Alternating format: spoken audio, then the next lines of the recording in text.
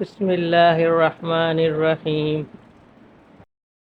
السلام علیکم ورحمۃ اللہ وبرکاتہ۔ امید ہے کہ آپ تمام حضرات خیریت سے ہوں گے۔ آپ لوگوں سے گزارش ہے کہ جو حضرات اس کو سن رہے ہیں وہ اس ویڈیو کو لائک کر دیں، ویو کریں اور شیئر کر دیں، اور اس کے ساتھ جن لوگوں نے ابھی تک چینل کو، ہماری تعلیم کے اس چینل کو سبسکرائب نہیں کیا ہے وہ سبسکرائب کر لیں، اور اللہ پاک اسی طرح ہمیں دین کے کاموں میں لگائے رکھے اور دین کی محنت کے لیے قبول فرمائے اور ہمارے آنے والی نسلوں کو بھی قبول فرمائے۔ آج کی تعلیم فضائل رمضان چیپٹر 3 پیج نمبر 689 سے ہے۔ حضرت ابن عباس رضی اللہ تعالیٰ عنہ ایک مرتبہ مسجد نبوی علی صاحب الصلاۃ والسلام میں معتکف تھے۔ آپ کے پاس ایک شخص آیا اور سلام کر کے چپ چاپ بیٹھ گیا۔ حضرت ابن عباس رضی اللہ تعالیٰ عنہ نے اس سے فرمایا کہ میں تمہیں غمزدہ اور پریشان دیکھ رہا ہوں، کیا بات ہے؟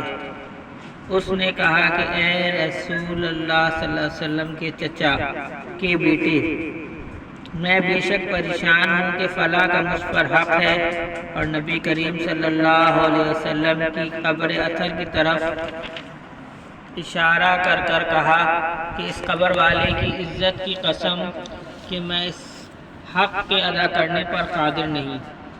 حضرت ابن عباس رضی اللہ تعالی عنہ نے فرمایا کہ اچھا، کیا میں اس میں تیری سفارش کروں؟ اس نے عرض کیا کہ جیسے آپ مناسب سمجھیں۔ ابن عباس رضی اللہ تعالیٰ عنہ یہ سن کر جوتا پہن کر مسجد سے باہر تشریف لائے۔ اس شخص نے عرض کیا کہ آپ اپنا اعتکاف بھول گئے؟ فرمایا بھولا نہیں ہوں، بلکہ میں نے اس قبر والے صلی اللہ علیہ وسلم سے سنا ہے اور ابھی زمانہ کچھ زیادہ نہیں گزرا۔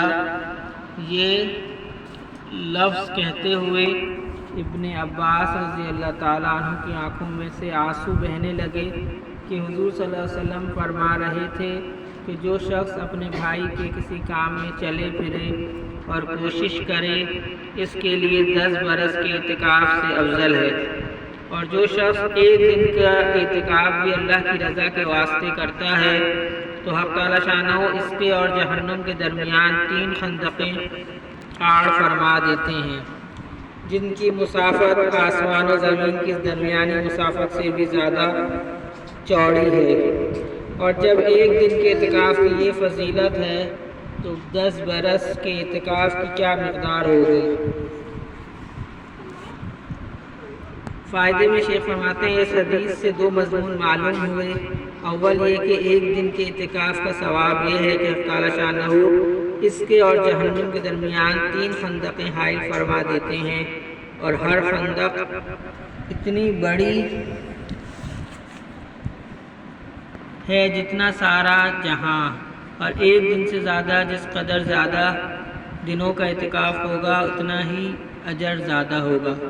علامہ شیرانی رحمہ اللہ نے کشف الغمہ میں نبی کریم صلی اللہ علیہ وسلم کا ارشاد نقل کیا ہے کہ جو شخص عشرۂ رمضان کا اعتکاف کرے اس کو 2 حج اور 2 عمروں کا اجر ہے، اور جو شخص مسجد جماعت میں مغرب سے عشاء تک کا اعتکاف کرے کہ نماز قرآن کے علاوہ کسی سے بات نہ کرے، حق تعالی شانہ اس کے اور اس کے لیے جنت میں ایک محل بناتے ہیں۔ دوسرا مضمون جو اس سے بھی زیادہ اہم ہے وہ مسلمانوں کی حاجت روائی ہے کہ 10 برس کے اعتکاف سے افضل ارشاد فرمایا ہے۔ اسی وجہ سے ابن عباس رضی اللہ تعالیٰ عنہ نے اپنے اعتکاف کی پرواہ نہیں فرمائی کہ اس کی تلافی پھر بھی ہو سکتی ہے اور اس کی قضا ممکن ہے۔ اسی وجہ سے صوفیہ کا مقولہ ہے کہ اللہ جل شانہ کے یہاں ٹوٹے ہوئے دل کی جتنی قدر ہے اتنی کسی چیز کی نہیں۔ یہی وجہ ہے کہ مظلوم کی بد دعا سے احادیث میں بہت ڈرایا گیا ہے۔ حضور صلی اللہ علیہ وسلم جب کسی شخص کو حاکم بنا کر بھیجتے تھے اور نصاحی کے ساتھ بھی ارشاد فرماتے تھے کہ مظلوم کی بددعا سے بچو۔ اس جگہ ایک مسئلے کا خیال رکھنا ضروری ہے کہ کسی مسلمان کی حاجت روائی کے لیے بھی مسجد سے نکلنے سے اعتکاف ٹوٹ جاتا ہے، اور اگر اعتکاف واجب ہو تو اس کی قضا واجب ہوتی ہے۔ نبی کریم صلی اللہ علیہ وسلم ضرورت بشری کے علاوہ کسی ضرورت سے بھی مسجد سے باہر تشریف نہیں لاتے تھے۔ حضرت ابن عباس رضی اللہ تعالیٰ عنہ کا یہ اصرار کہ دوسرے کی وجہ سے اپنے اعتکاف توڑ دیا، ایسے ہی لوگوں کے مناسب ہے کہ دوسروں کی خاطر خود پیاسے تڑپ کر مر جائیں، مگر پانی کا آخری قطرہ اس لیے نہ پئیں کہ دوسرا زخمی جو پاس لیٹا ہوا ہے وہ اپنے سے مقدم ہے۔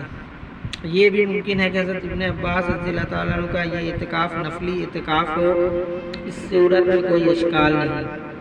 خاتمے میں ایک طویل حدیث جس میں کئی نوع کے فضائل ارشاد فرمائے ہیں ذکر کر کے اس رسالے کو ختم کیا جاتا ہے۔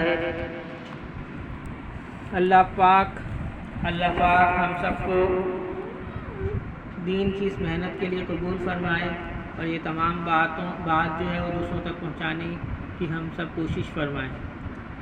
اللہم صلی علی محمد وعلی آل محمد، اللہم اعنی علی ذکرک و شکرک و حسن عبادتک، اللہم حاسبنی حسابا یسیرا، اللہم ارفع عنا الولاء والوباء، رب ارحمہما کما ربیانی صغیرا، اللہم اغفر لی ذنبی ویسر لی امری وبارک لی فی رزقی، اللہم لا تحرمنا اجرہا ولا تفتنا بعدہا، استغفر اللہ ربی من کل ذنب واتوب الیہ، لا الہ الا اللہ واستغفر اللہ، اسألک الجنہ واعوذ بک من النار،